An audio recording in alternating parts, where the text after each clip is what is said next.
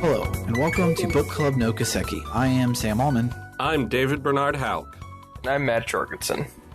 And the segment of Falcom's Kiseki series we're playing today is Chapter 1 of The Legend of Heroes Trailed in the Sky, called The Disappearance of the Linde. But before we get started, how's you guys' week? My week was okay. I've just been continuing to fast intermittently, doing some time-restricted feeding, occasionally some OMAD, as they say. I'm learning all the terms. And also, this week I'm going to start making dietary changes as well. Not just when I eat, but what I eat. Ooh. Neat. Other than that, I have been playing Bravely Default 2, and it's good. It's so good. I'm glad, because I was playing some of the demo, and I couldn't tell if it was good or not from the demo. I think instead of it being a prequel like the demo for the other two games have been, it was just kind of a random chunk in the middle. So I couldn't tell if it was the fact that it was a random chunk in the middle why I wasn't engaging with it, or if it was not as good. But I'm glad that it is good. Yeah, it's good. Good. What about you, Matt? Oh, let's see. I did a whole bunch of stuff I don't want to talk about because it'll just make me sad. But I did get I did two things I do want to talk about. I got my second ever game of Warhammer in, and I didn't lose. Nice. I won because my opponent wildly misread what his things did and misplayed badly. But a win's a win, and I'll take it. Right? Those wins always like make you feel bad because you're just like, oh, honey, no, you can't do that. But checkmate. So yeah, I mean, see, the thing is Don't like do that, chump stick. the thing is, I was also wholly convinced that the thing he was doing was a perfectly legal thing you can do. Mm-hmm. Okay, I'm just quick. Throw some proper nouns at us, and we'll ignore them. So there are several kinds of terrain in the game. Some of it you can climb on, but there is a measurement restriction to which how high. So like if your unit can move 5 inches, you move that number of inches rounded up the terrain and across. Okay. So he was going to be all cheeky-beaky and move his warlord up the terrain and across to just outside my warlord's range, but still within his, because he has an extra 4 inches of range on me because of the Tau. Mm-hmm. And it's like, oh, when it came to his shooting phase, which is a whole phase after... like a whole 2 phases after the move phase for everyone else, but the Tau don't have psychers. It's like, oh, I can't actually shoot you because I couldn't move that far. I guess I don't get to do that now. Which was perfect, because then on my turn I could move into range and shoot the Commander Shadow Sun dead. It was glorious. Love it. Anywho, that should happen. I also played a little bit of Bravely Default. I lost the rock, paper, scissors with Rebecca, so she gets it first. But I agree, it is very good. Elvis is maybe the silliest and best character in that series. I do remember liking Elvis from the demo. I mean, just there's something about Scottish wizard detective Elvis that just it does it for me. Like on Elvis, Elvis does have a personality, which is more than I can say for the other 3-player characters. Oh yeah, that's like he would be the forgettable joke character in most other RPGs. But he is the star of the show in Bravely Default 2. If you ignore the real star of the show, which is the job system.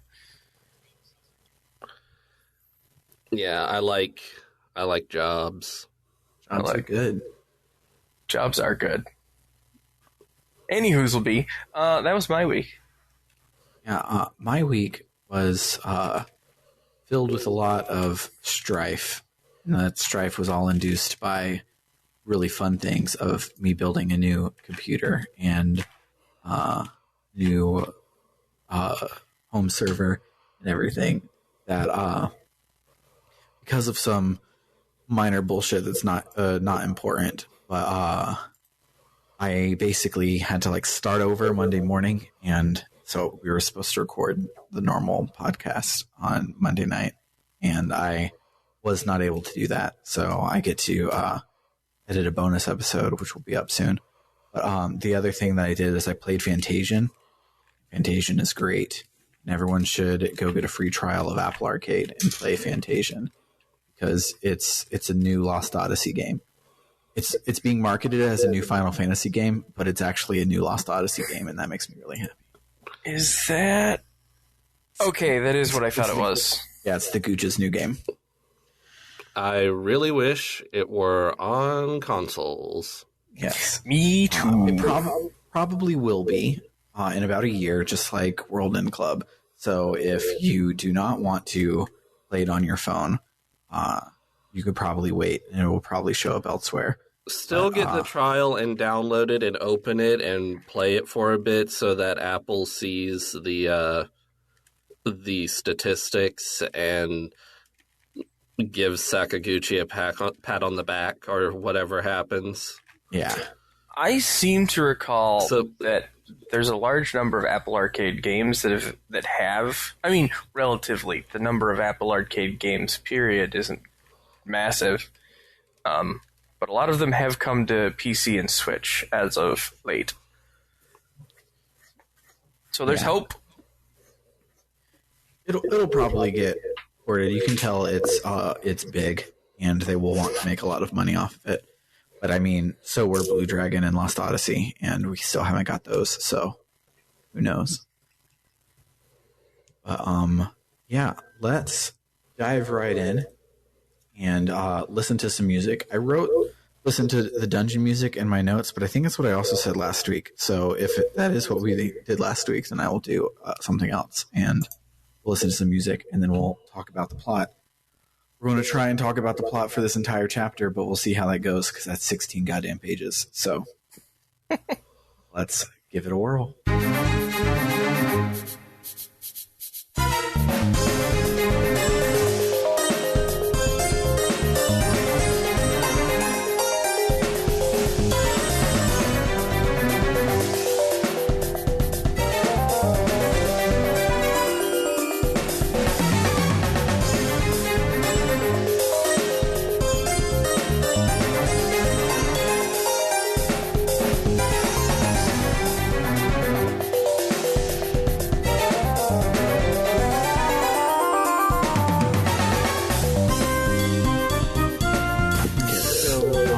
Last week we went to school, and we graduated school, and that was 2 weeks ago. Last week we didn't graduate school. We were already done with school, but we went and investigated a tower and stopped a sky bandit, but they got away.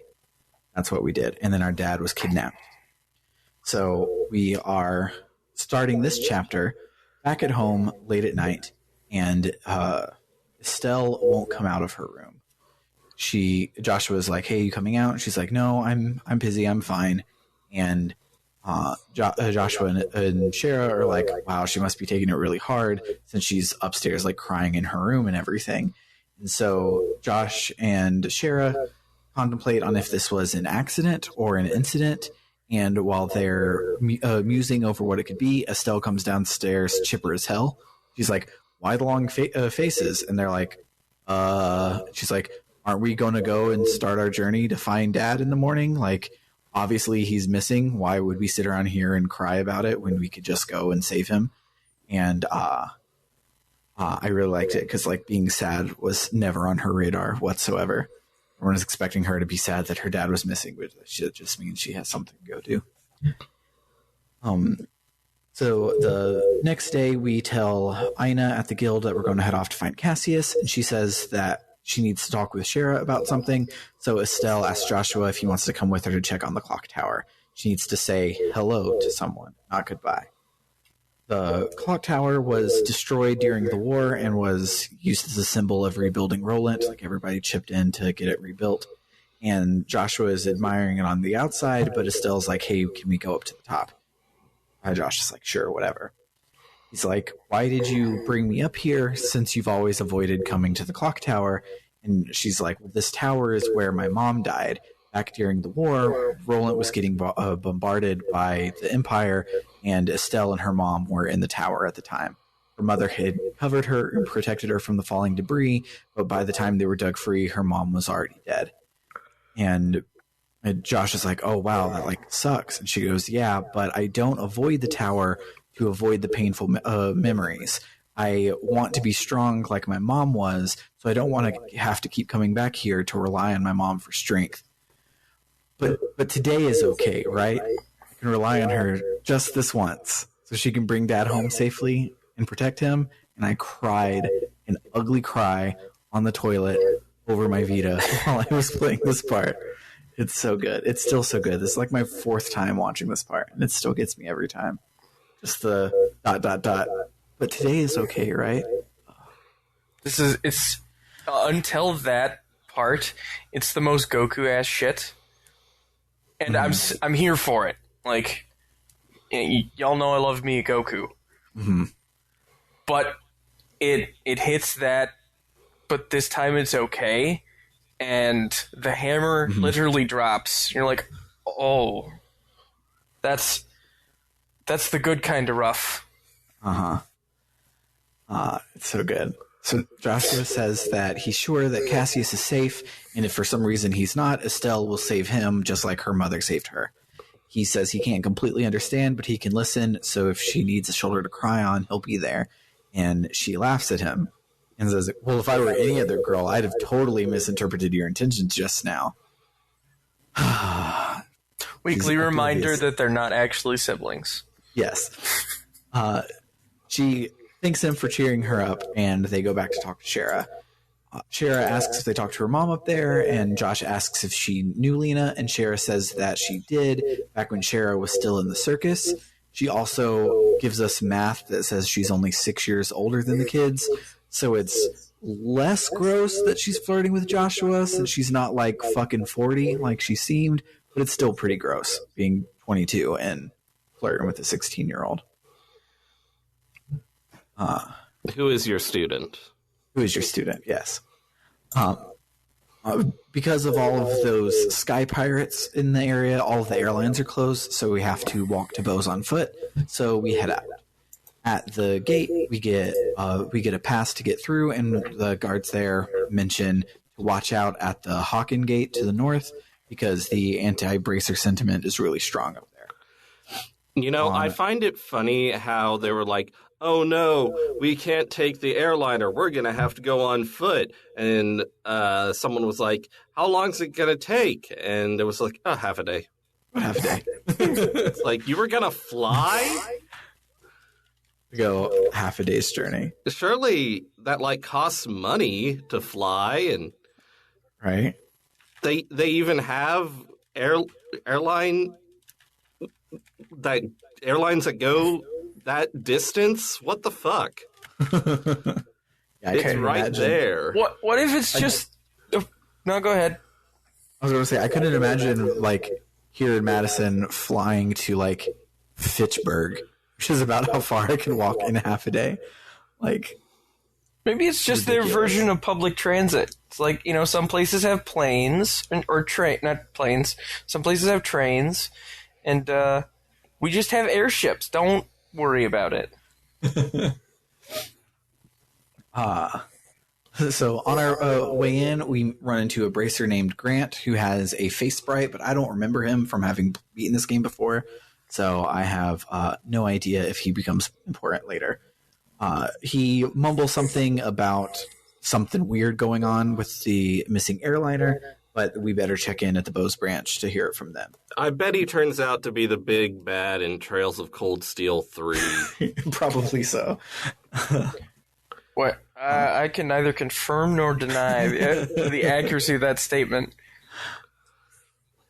So we make it to Bose, which is a big old city. Buildings made out of stone, giant market in the middle, more than 2 screens to fit it all in. It is gorgeous. We find our way into the Bracer Guild, and we find out that the Army and the Guild are conducting individual investigations into the missing airship, but they're not working together. And on top of that, the Army has a restriction on information right now, so that the Guild is basically cut off at the balls, so they can't get anything done. The Army and the Guild are supposed to work together on paper, but it doesn't work that way in practice. Plus, General Morgan, who's the commander of the Army in the region, is vehemently anti-Bracer, and besides not just sharing the information that they find, he also isn't letting Bracers into the crime scenes if the Army is present. So the investigations are completely separate, take twice as long as they should. But our person who put in the job for us is the mayor of Bose herself. She asked us to investigate, so if we take the job, maybe we'll have better luck going in as the mayor's underlings instead of Bracers. So to do that, though, we have to change our registration to the Bose branch because we're junior Bracers and they don't have full autonomy. And they have to be monitored by a head branch, so we have to be registered at the branch that we do jobs from. So we transfer our registrations and head off to find the mayor. We go to her house, and she's not home. It's Sunday, so she's over at church. So we go to church, but she's not there either. She made her maid, Leela, do all the praying for her so that she could go and hang out at the market. I'm sure that's how religion works. I can just be like, hey, I don't want to go to church today. You go tell God all of my sins so I can go do something else. I mean, in Catholicism, don't you tell someone else to tell God your sins for you? Yeah, but you don't tell someone else to tell the priest to tell God your sins. Can I complain about the market since you just mentioned it? Sure, go ahead. Okay, so you walk into Bose, and huge area, and a huge market right in the middle. And Sheriff specifically says you cannot get weapons or ordnance there. So I'm like, oh shit, I can't get weapons or ordnance in Bose. I guess I'll have to deal with that. But then there's a second screen in Bose that you don't have to go to until way later. And it turns out that there is a weapon shop and an ordnance factory there. Just not in the market. I didn't know to go that way. I thought since Shara had gone out of her way to say, yeah, there, that was my complaint. That sucks. At least new weapons, not new armor, but new weapons are found in a bunch of chests along the way, so probably weren't too bad off, but that does suck. Oh, I got owned a few times. Yeah. So we head into the market and do not buy any weapons, and we see that the mayor is chewing out some merchants for being too capitalist. They have been buying up all the food so that they can hike the price to improve the economy, and she's like, don't do that. That's fucking evil, and don't be evil. You can do that for other products, but food is a necessity. Sell it at cost. And I'm like, don't do it for other products either. It's still evil. Just don't do it. But she comes with us to the fancy restaurant in town to discuss our job, and she says that we need to defund the police. We are not fighting a war. We do not need soldiers to investigate crime, and they do not need tanks in the police department. So we should instead send the right tool for the right job and send social workers to deal with homelessness, and to send professional investigators who, in this case, are still militarily equipped, but professional investigators to do investigating. She gives us a letter of request for information to take to General Morgan and tells us to hide the fact that we're bracers so that we can act as her messengers and figure out what's going on. So we do that. We head off towards Hawken Gate, which is the border with the Erebonian Empire, and it's the only opening to the border, so it's the only way to pass between them without an airship. We ask to see General Morgan, but he's out for the moment, so we head to the bar that's on the premises to wait it out, where we meet Olivier, who is awesome. He's just in a game written by homophobes.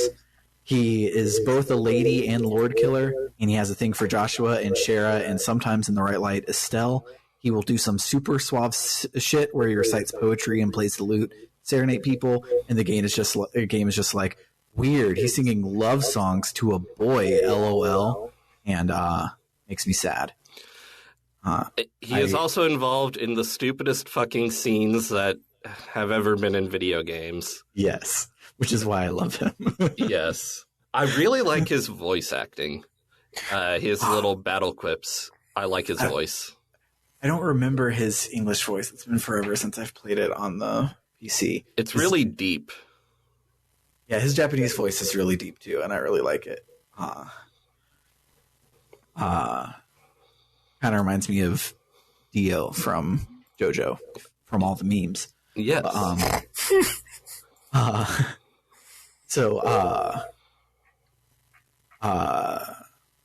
I had a little aside about Olivier that I love him so much. He's kind of like Chihiro in Danganronpa, where he's a great queer character, but in a game by people who aren't very queer friendly. So you have to do mental leaps to love him as much as I do, which I had done and then hadn't realized that the text was as bad as it was when I was talking with Bernard about it the other day.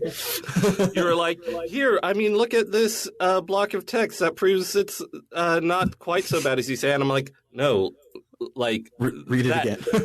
That literal block of text. But yes. Like, wait, yeah. While we're busy being homophobic at Olivier, the guard comes in to tell us that Morgan is back, so we head off, and Olivier follows us. Estelle tells him to get lost, and we head into the fort.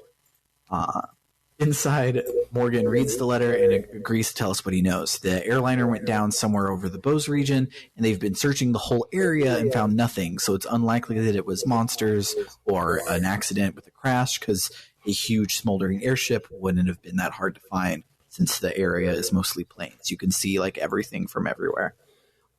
So it was likely a hijacking by some sort of pirates in the sky. If only we had ran into some sky pirates recently that could be the culprits. It literally takes until like we are already there at the thing for Estelle to finally say, oh wait, it was totally Josette that did this from last chapter, the sky pirate. Who'da funkin' thunk?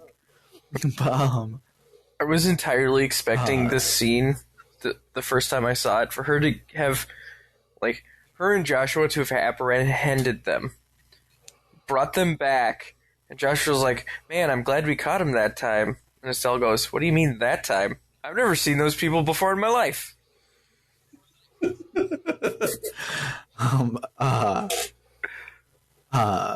Morgan says that the reason that he's been locking down the flow of information is because they're so close to the border, and if the Imperial Army was involved, it could have been an international incident, and they didn't want to jump the gun on anything and say, hey, we have an Erebonian suspect and it'd start a war or anything.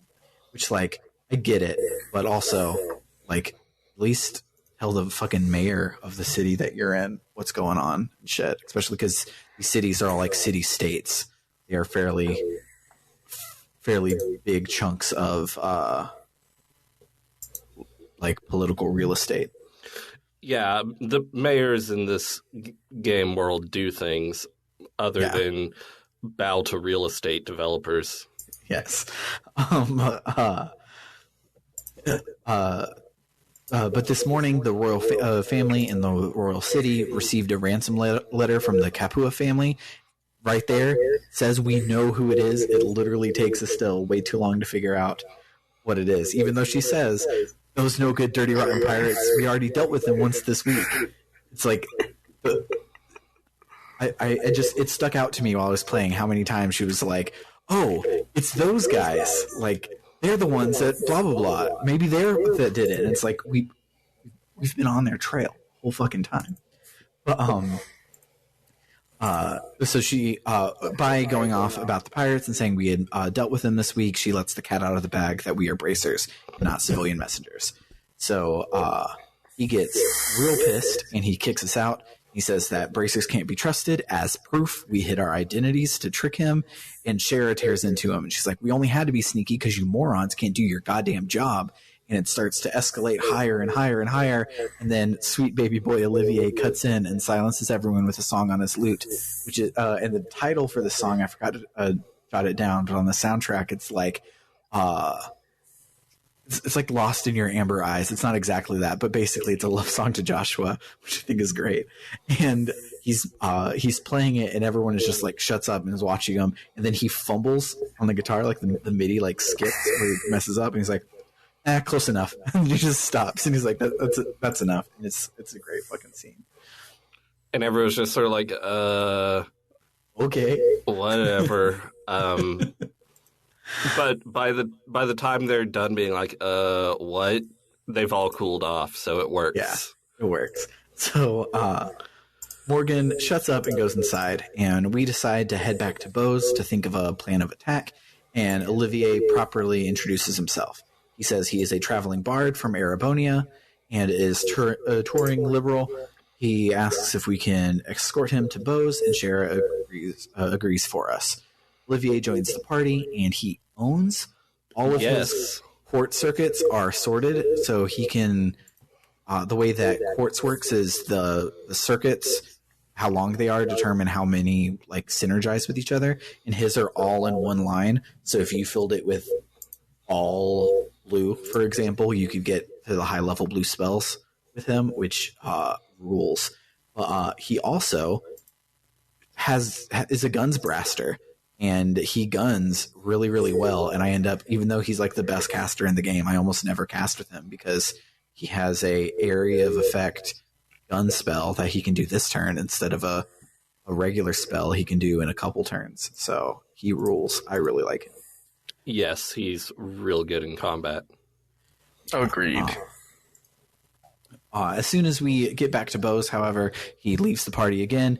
He says he's going to go into the fancy restaurant for a bite to sample some Liberalian cuisine. So we go to the mayor's house and tell her what we found out. Joshua says that something isn't lining up right to him. Since Cassius owns, he could have whooped the shit out of the Capuas because we did so back in Roland last week. So why was he kidnapped by him? It's not lining up. And the mayor asks us to continue our search, and we agree. We head back to the guild to report our findings, and after we do, we are out of ideas. So we decide to hunt down Niall and Dorothy, who've been around in like cute scenes since we've been here.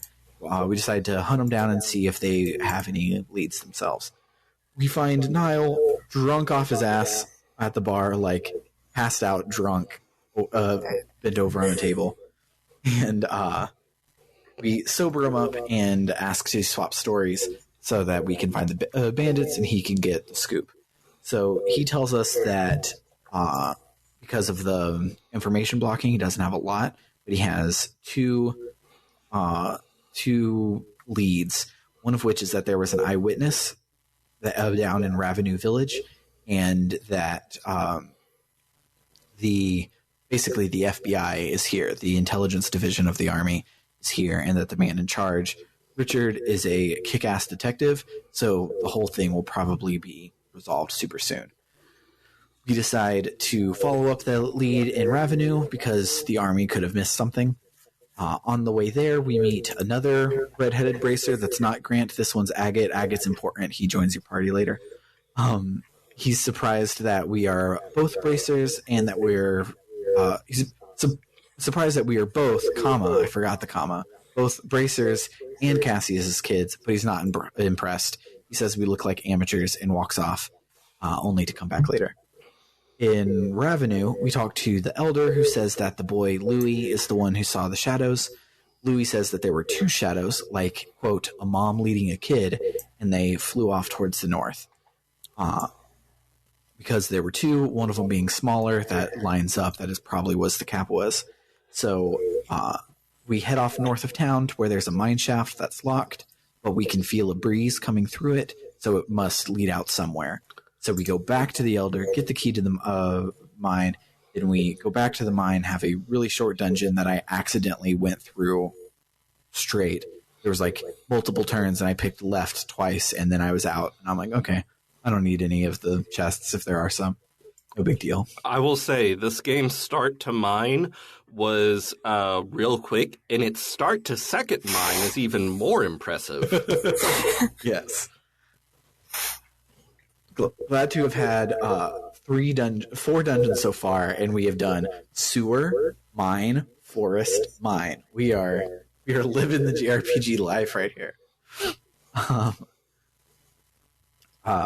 On the other end of the mine, we find the Linde, and the Capuas are loading cargo off of the Linde onto their own smaller aircraft.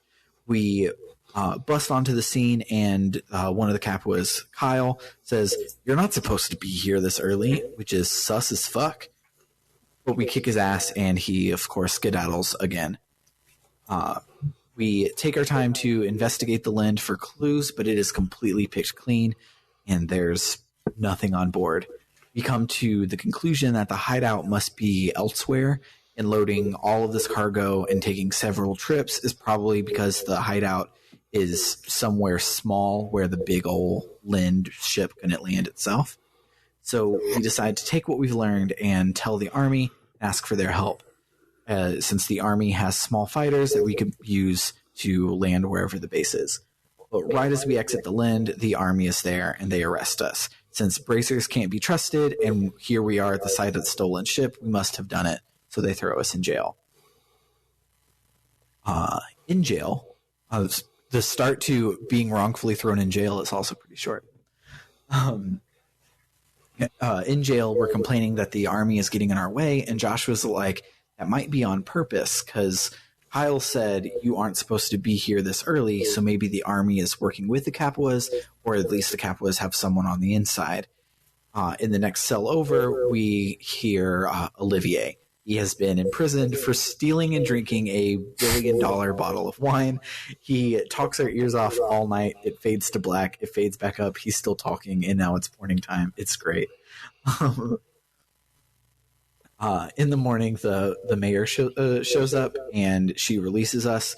She told Morgan that our dad was Cassius Bright, who was a famed strategist back during the war. Morgan doesn't understand why he would leave the army and join the Bracer Guild, but he respected the man, so he'll let us go. So it turns out that Morgan probably hates Bracers because one of his most promising soldiers left the army to go and be one. We turn to leave, and Olivier is like, well, what about me?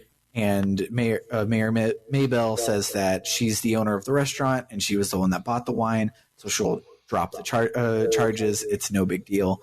And he's like, well, should I finish my contract at the restaurant for payment? And she's like, no, instead, you should help the Bracers in their investigation. So he's back in our party. And the Bracers are hesitant. Yes, because they don't like him. Yes, and also he's a rando civilian. Yes. They're just like, what the fuck? Why would we take him with us? And I'm like, guys, he's really good in combat. Yeah, he's a better bracer than all of y'all. He really is.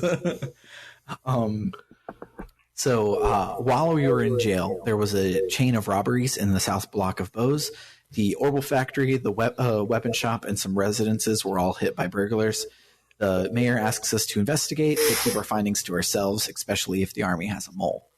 If we try and go investigate in the south block, everywhere that the army is, we can't be, so we don't get a whole lot done.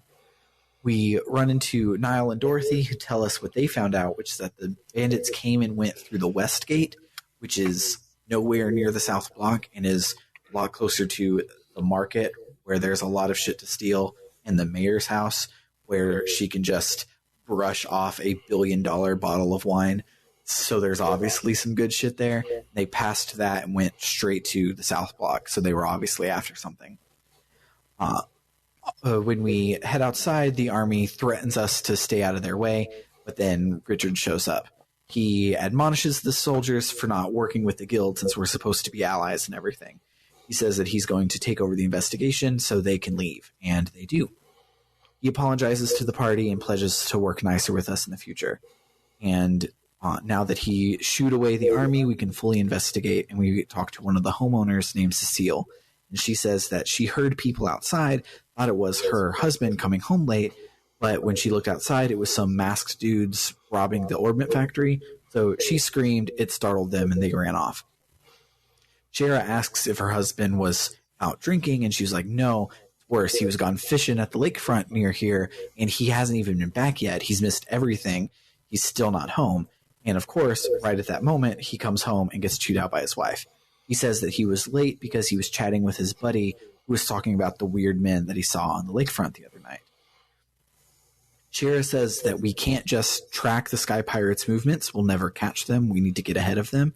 So we should check out the lead at the lakefront, even though it's a vague one, because nothing's happened there yet, but there were weird people there, so it's kind of a lead, and maybe we'll get lucky and get in front of them instead of just responding to their stuff. So we head off to Valeria Lake, the Pearl of Liberal. There we meet... This is some small town shit. The Pearl of the Pearl. It really is. Apparently, Valeria Lake is huge, and all of the places we talk to border it. It's like the big ass lake in the middle of the country. But at Valeria Lake, we meet Lloyd, who's the guy that we were looking for. He says that he saw people leave the inn and head out onto the road at like 3 o'clock in the morning. And the next morning, no one had seen anyone like that at the end. They weren't staying there. So he at first thought that they were ghosts. There were two people, a boy and the girl was in a Genus Royal Academy uniform. And so Estelle is like, bingo, we found Josette. It's Josette, the Kapua family. We know it's them. This will be important later when she's surprised that it was them. The guy tells us that they said we'll be back here in 2 days, which is tonight. So we decide to get a room at the end so that we can follow them. We pass the time fishing, or Estelle passes the time fishing. Olivia and Shara drink like fish, and Joshua reads a book. The fishing minigame is text-based. It's chill. RPG needs fishing. RPG needs fishing. This is the first of 2 fishing minigames. I had forgotten about this one. When I got here, I was like, this isn't where we fish, but we get another one later.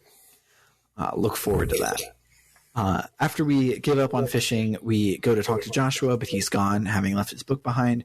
We take it back to him on the pier where he's moping. Estelle tells him that he can confide in her, but he doesn't do that. He just says that he's feeling better because she offered, and then he plays the theme of the game on the harmonica again. After he says, so you're not going to press and ask any questions about my past? And she's like, we promised back in the day that you would tell me about it when you're ready, and that I wanted to ask before you're ready. Besides, it's been 5 years. I kind of don't care anymore. I also don't know anything about my dad's past, but that doesn't mean that we're not family. There's more to it than that, but it's a sweet scene. It goes on for a while, and it's cute. We swear to solve this mystery ourselves to save Cassius, and then we go inside for dinner. We don't know at this point there wasn't murder. Yes, we don't.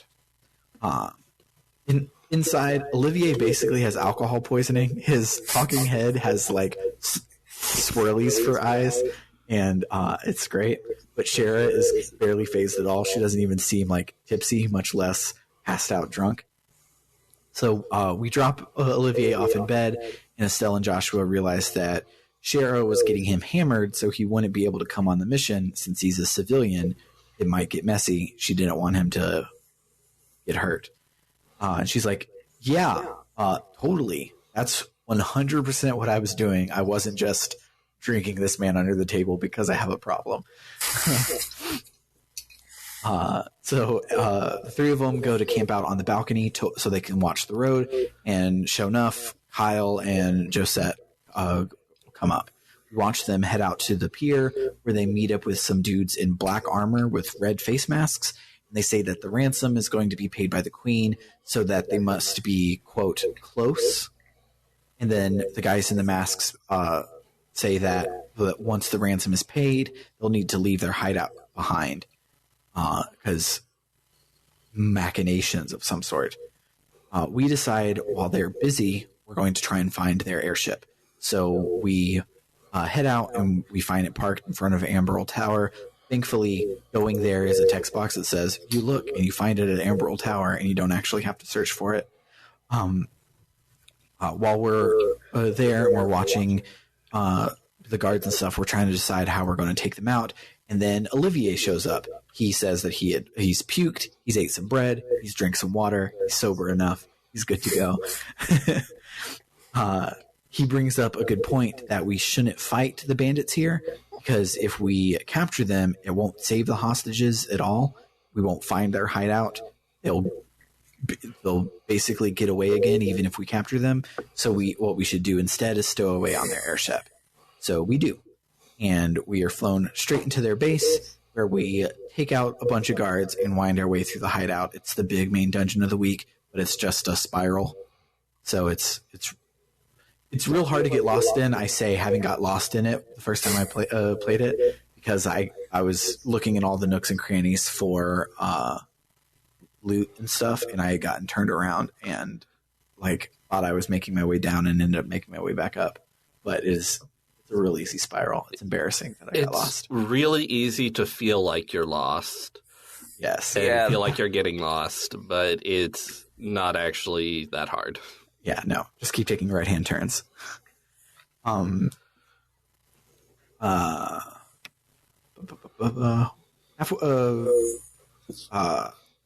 Halfway down, we talk about how the place is definitely an ancient temple or stronghold of some sort. It was not built by these small-time pirates. It was something that existed beforehand. And we find and free the hostages not too long after that. But curiously, Cassius is not among them. The captain of the ship says that there was a passenger that got off before they departed the royal city who had that name. But since they were hijacked, they didn't have time to update the passenger logs. Estelle is rightfully like, what the fuck, Dad? But now isn't the time. We got to go take out the bandits to ensure the freedom of the hostages. We ask the hostages to hold tight while we go and arrest the boss. At this point, there's over a dozen hostages, and at this point we can talk to all of them. It's ridiculous. Yeah. You can. There's so much goddamn text in this game. You can talk to everyone multiple times, all the time. So we make our way to the boss's room, and we hear Josette, Kyle, and their big brother Don all talking. Josette is like, once we get the money, how are we going to release all these hostages? And Don is like, you mean release them from this mortal coil, right? And they're like, what the fuck? He's like, just fucking kill them all. And he's like, just grow up and learn to murder people. And Josette and Kyle are not having that at all. Kyle is like, we're trying to make money to buy our homeland back. I don't want to do that with blood money. And he's like, who the fuck gives a shit about our homeland when we can be rich? And Josette is like, what the fuck happened to you? But right as that happens, we decide to take this opportunity to jump in and bust some heads. How is this fight for you guys? Hard. It sure was. Expound on that. Oh, me? Or I was making a David Lynch reference. I was expecting Bernard to say, no.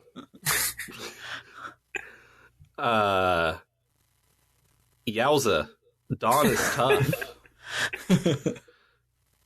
Kyle and Josette aren't too hard, but Dawn is tough. Yeah. He throws bombs and shoots a big old cannon. So it's a lot of AoE, a lot of blowing shit up. Hits like a fucking truck. Previously, I remember being stuck on this fight for a very long time. In previous playthroughs. Yeah, my first playthrough, I remember being rather stuck.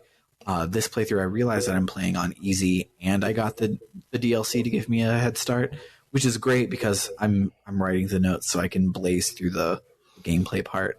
But it's a little unfair when I got to Don and I remembered he was difficult, and then he hits me with his cannon for 1 damage, and I'm like, oh, this is bullshit. I apologize. But yeah, he's real hard. After the fight in the evolution version, Don gets a new portrait, which is super jovial and happy instead of super upset, looking like he normally is.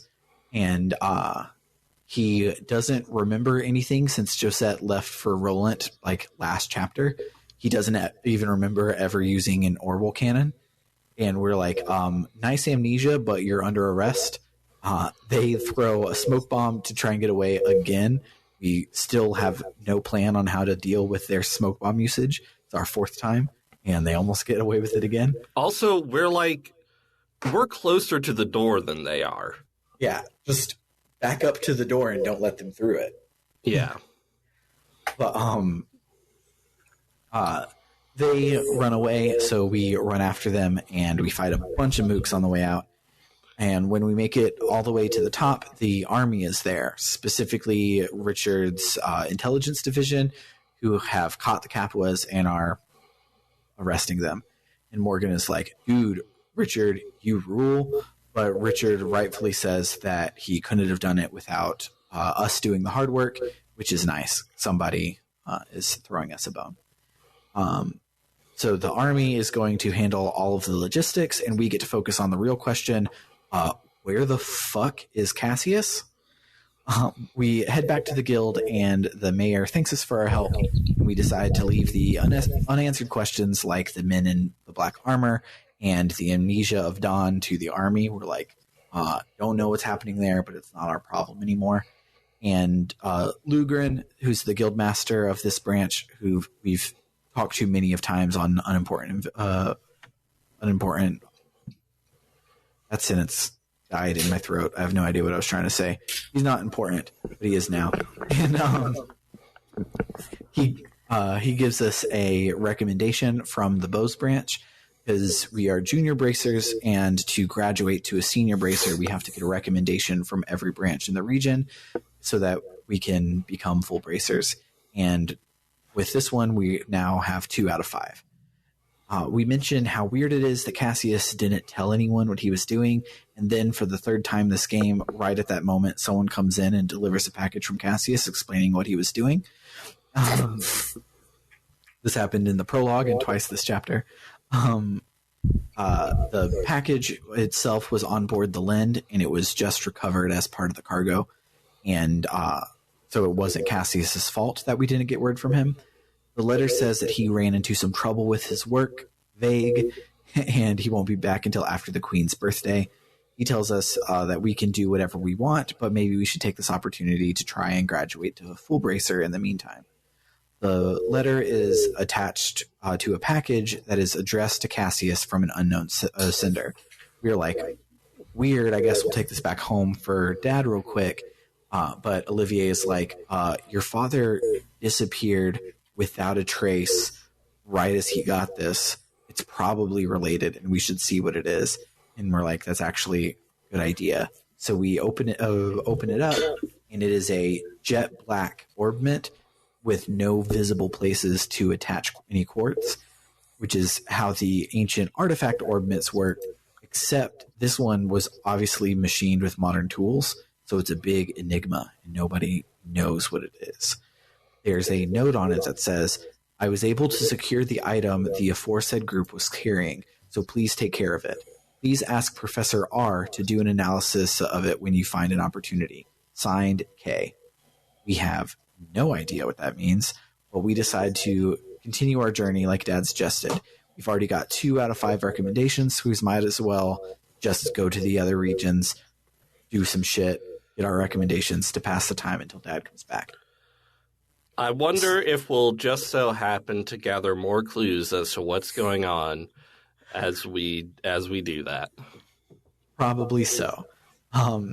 So we take Shara and Olivier to the airport because they're headed back to Roland, and after they head off, we are greeted with the end of the chapter title card where we stop for the week. And I'm like, can Olivier come with me? He's really good in combat. He's really good. The character we get for our next chunk is also really good, and I love her. Spoilers, she's a girl, but I love her so much, and I still wish we had Olivier though. I don't think we get him back the whole game, which sucks. The chapters are all fairly isolated in that regard. Mm-hmm. But yeah. So as if talking about the plot for 40 minutes wasn't enough, I am now going to talk about all of the really interesting side content. I'm going to talk about it now so that Bernard doesn't have to play it, and so we'll do that after a musical interlude.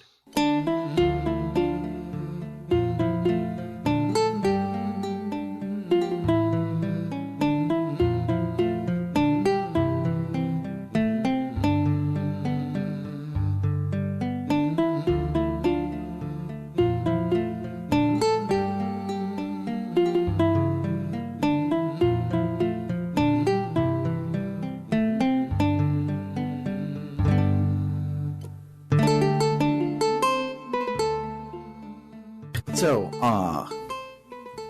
book catch up. So, Carnelia gets 3 new chapters this week, chapters 2, 3, and 4. And in chapter 2, he meets with Matthias, who is the guy that had, because in chapter 1, it was a flashback to the first time he worked with Matthias, which was what he's doing here. So he meets with Matthias, tells him he has to deliver something, and don't ask questions about it. So Toby takes the package and leaves, heading in a train bound for Liberal. There, 3 men are whispering for each other at the station and watching Toby. But right as he's like, well, what the fuck should I do? The train shows up, and in the hustle bustle of all the people boarding, 3 men who were watching him vanish. On the train, he meets a woman of the church, Sister Carnelia, and they chat together through most of the trip. Toby mentions how beautiful her eyes are. It's very film noir, like,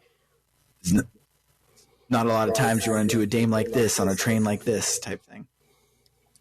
When they get to the location, she trips and Toby catches her. And as they walk to the exit, he realizes that his orbment is missing from his pocket. But before he can react, Carnelia draws a knife on him and is like, I have what you're looking for, Toby. Don't try anything. She then says that she has been sent by the goddess to protect Toby. She leads him off the train, still at knife point, and on the train platform are the 3 men from earlier. Toby asks for his orbment back, but Carnelia doesn't give it to him. Toby is sure that she's going to give him to the thugs, but instead she tells him to tuck and roll, pushes him down the stairs, and he knocks into the guys. He's super hurt from this, but by the time he gets up to look around, the guys are gone, and one of them is thrown over Carnelia's shoulder. She tosses this guy onto the train tracks and then takes Toby by the hand and leads him out of the station. While he's holding her hand, he realizes that she's now covered in blood of the men that are now nowhere to be found, which is cool. That was all 3 chapters from this week. Jesus. Easy. So we get a bunch of 2 new issues of Liberal News.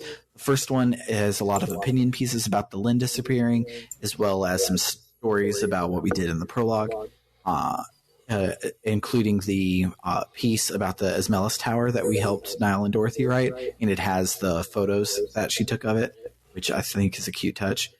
One of the cool highlights about one of the cool highlights from this first issue is that some of the prevailing theory that Linde was destroyed by the last living dragon, and there are complaints about General Morgan's anti-transparency laws.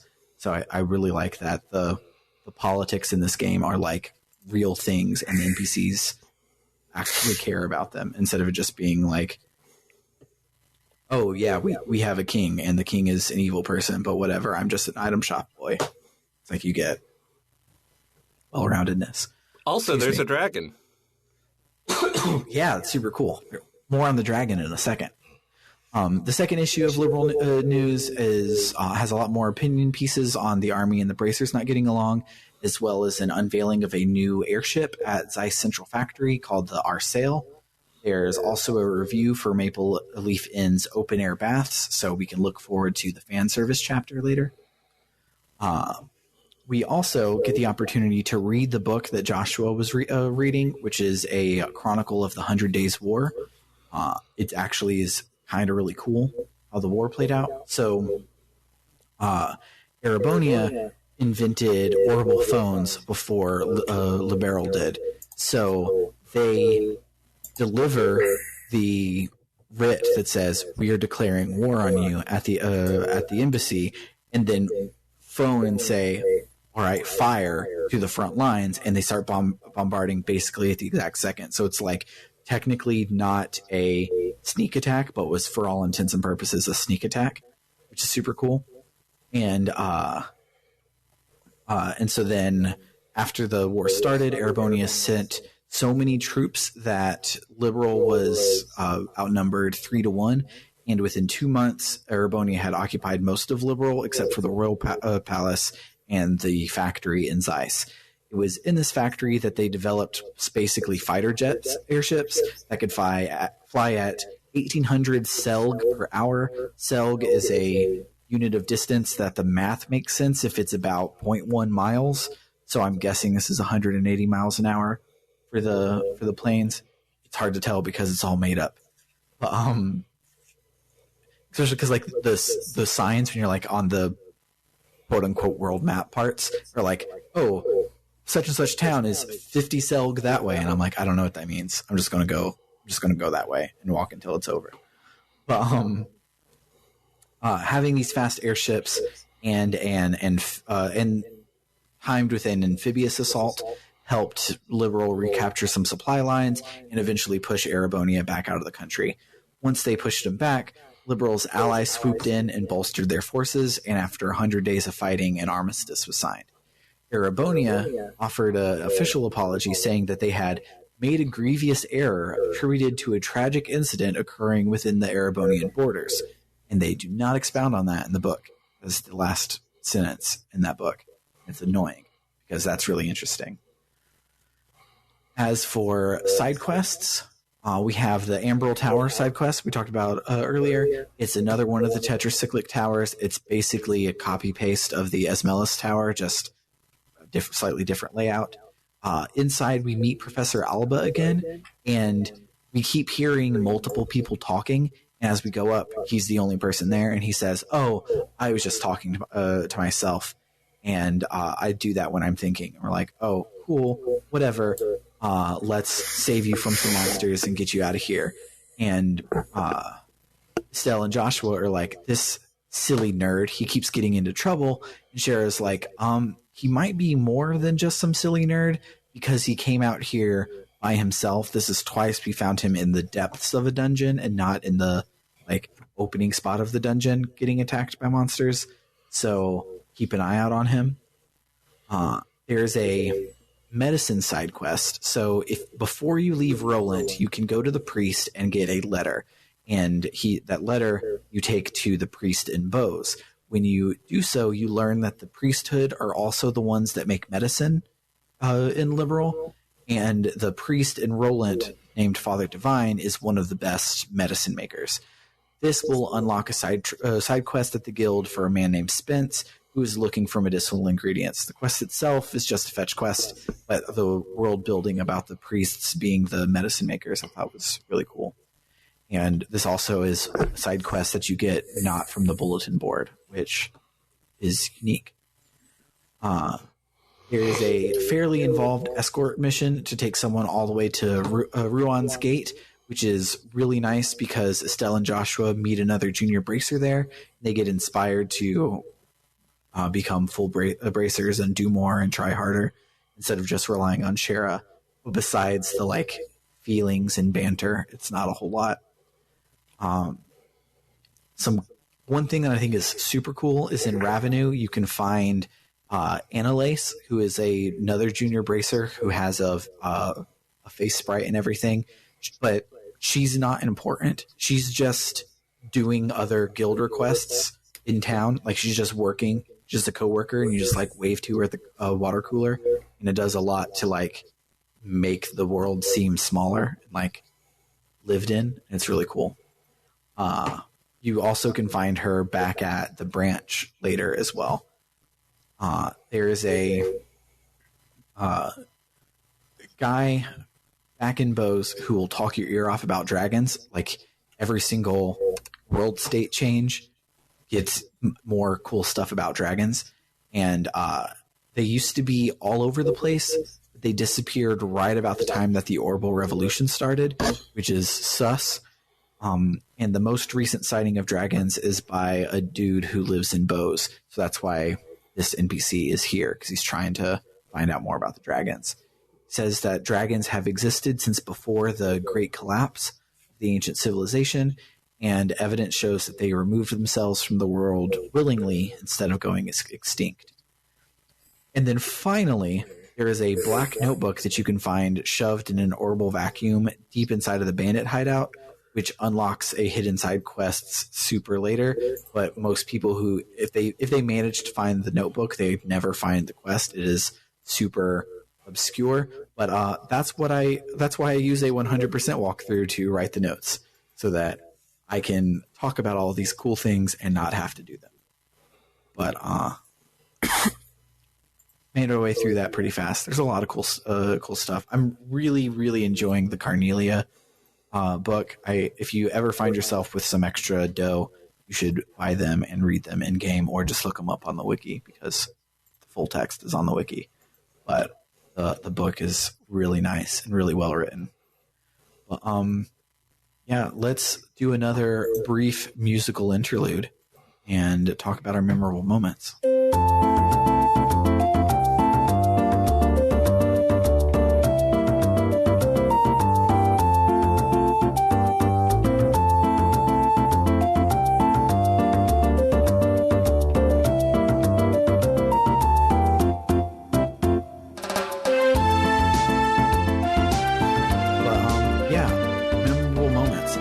Titload, so you guys can go first. The name of the leader of the Capua family is literally Dawn. Yeah, nothing like a mob boss named Dawn. Can we address the fact that one of the Capua family is named Kyle? Yeah, I don't get it. Okay, it's just that you have characters like Estelle and Joshua, and then Kyle. Kyle and Joshua are in the same league for me, but Dawn is funny because Dawn is the name of the mob boss. Like, maybe it's the leader of the mafia. You are the Dawn. So the Dawn of the Capua family's name is Dawn. Maybe it's just me because I grew up with a guy named Kyle, and like I can't not see that Kyle instead of anime Kyle. Which is, I mean, don't get me wrong. The Kyle I grew up with, nice guy. Farmer is crap. So, like, it's anime girl. Midwestern farmer. Anyway. You have some more, Bernard? I interjected a lot of them while you were talking. And I really like the "You're Losing This Battle" music. It's really good. I was losing a lot of battles this week. There are some hard monsters. Yeah. I was losing before I got Olivier, and then after I got Olivier, I was doing okay. Yeah. I love that the "You're Losing This Battle" music is not just beep boop, beep boop, beep boop, beep boop. Like a Pokemon. It's, and the little piano flourish as it starts is like your character gets hit with a critical hit and they fall down to their knees right as it goes. It's good. Love it every time. Excuse me. Mine is another pair of scenes. Mm. When Cher and Josh are sitting around the kitchen worried about Estelle. And she comes down and does a fake out of, oh, I'm not worried. I'm just like getting ready to go get Dad. Which transitions into like the culmination of the next scene of they're up at the top of the clock tower, and she, very clearly states she is kind of worried that she's not up to this task. I think that's a really good subversion's not right, but misdirection. Mm-hmm. Where it's like, oh, okay, you're gonna ignore one trope for another, but then turn both of them 45 degrees here really quickly. Yeah. I just thought that was really good. That's all you had? Yep. All right. I had a lot. We'll start with some just quick, easy lines because they're great. So there's one line where Cher is being a lush and Estelle is like, nothing inspires fear like Cher's drunken company. And Josh goes, except your cooking, which is great. Oh, okay. I do remember that one. That's pretty good. You can, in the market, one of the people you talk to says in all caps, "Hey there, you two. Have a look at my goods. I have everything you need." And it's great. More JRPG merchants should be that excited about their wares. Right? There's just something about being in a JRPG where someone talks in all caps that makes me smile. I loved Zoa in Chrono Cross. I loved I forget his name, but he's one of the reason I forget his name is because he's an unimportant NPC in .hack, but he's there in all three games. He's just one of the dudes running around, and he just speaks in all caps. And I love this merchant. It's just that's the key to my heart, is speak in all caps in a JRPG. His boss probably told him to show more enthusiasm. Yeah, that's his customer service voice. Maybe what were you saying, Matt? I was going to say, maybe he's just stuck on all caps, but that's just me. So there's a scene when you're all talking with Olivier for the first time, and it's a quote-unquote funny scene, actually homophobic, but you're all talking loud and funnily, and the bartender chips in and is like, "I've heard some strange conversations in my day, but this one is worth remembering." And I like it because it's like the first NPC in any game that's mentioned the fact that there is a scene going on in front of them. And I thought that was cute. I also love that Olivier calls Estelle a Scrooge when she tells him to leave. And then after he plays the lute for everyone, he's like, you guys are fighting and you're not remembering the most important thing of all. And he strums his lute. He goes, "That's love and peace, baby." And it's great. That is pretty great. And then, let's see. The other ones made me laugh in the moment, but reading over them, they're not as good. The last one I have is at the end of the week. So there's a whole thing. I didn't really go into it a lot, but like Joshua acts weird the whole time after we see the dudes with the black armor show up. He's like quiet and introspective about it. And he does this while everyone is whispering. And Estelle says something about the dudes in the black armor, and Joshua whispers in ellipsis, which I think is the most JRPG thing you could possibly ever do. Not only do you get a text box that's in ellipsis, it's also whispered, which is talent. But I really appreciate that this chapter acknowledges how ridiculously mysterious Joshua is always being. Yes. I appreciate that because it was a bit much. Yeah, especially because, like, he had the whole thing in the pre-prologue where, like, what the fuck is happening? And then it just, he was your stepbrother now. And it's just what you had to deal with.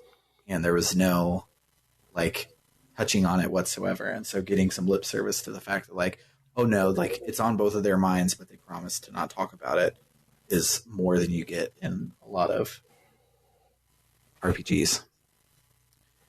It just would be silent until it becomes important at the climax. But I think that will do it for this episode. I can't believe we got here in an hour and 10. I felt this was going to be like a 2-hour thing. I used the spirit I had last week to get through the plot last week in 20 minutes. I used it here to get through 16 pages of plot in 1 hour. But yeah, that'll do it for the episode. This series could not happen without the support of our Ko-Fi backers, so thanks to everyone who has been supporting us. If you're listening to this in the after times, you can come and join us over on www.rpgbook.club, where you can get access to these episodes a whole month before everyone else does. Next week, we will be playing Chapter 2, Magical of the White Magnolia, unless it gets too long and we break it up into pieces, but we did this chapter just fine. So we'll probably be fine to do the whole chapter. But for Book Club no Kiseki, I have been Sam Allman. I've been David Bernard Houck. And I've been Matt Jorgensen. Adios, amigos.